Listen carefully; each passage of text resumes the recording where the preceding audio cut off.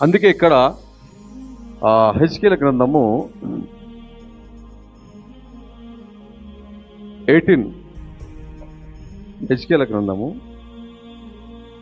18 అధ్యాయము 31 వచనంలో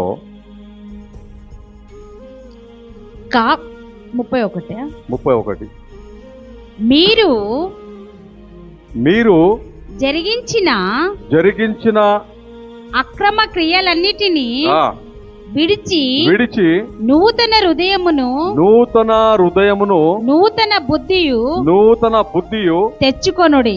దేవుని నామముకు స్తోత్రం కలుగును గాక. హల్లెలూయా. ఈ సంవత్సరంలో కూడా చూస్తే నూతనంగా ఏవి కూడా కనిపిస్తలేవు. సంఘంలో చూస్తే ఆదివారం అంటే ఏంటండి?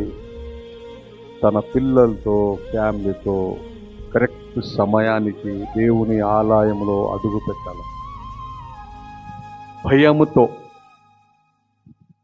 భయంతో అడుగు పెట్టాలి, కానీ బాధతో అడుగు పెడుతున్నారు. బాధతో ఏదో వెళ్ళాలి, అటెండెన్స్ చేయాలంటే దేవుడు అంటాడు, మీరు మీ జీవితంలో ఎలాంటి ఆశ దేవుడితో పెట్టుకోదంట.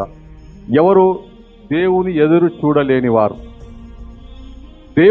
చూడలేని వారు వారి జీవితంలో ఎలాంటి ఆశలు పెట్టుకొని నిరాశ కావద్దని బైబిల్ తెలియజేస్తా ఉంది. భూమి మీద నీవు అభివృద్ధి కావాలంటే దేవుని ఎదురు చూడక తప్పదు. దేవుని ఎదురు చూడాల.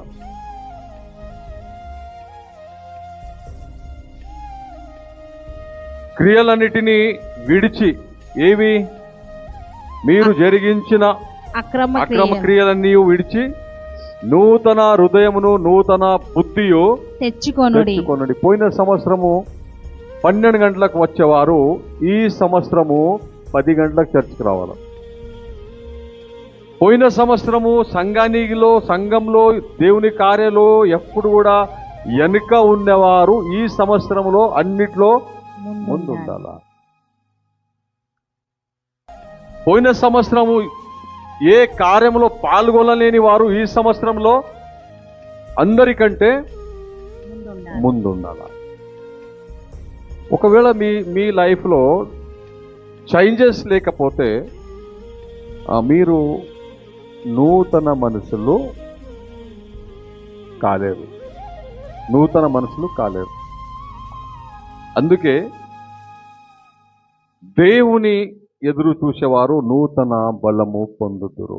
దేవుని నామముకు స్తోత్రం కలుగును.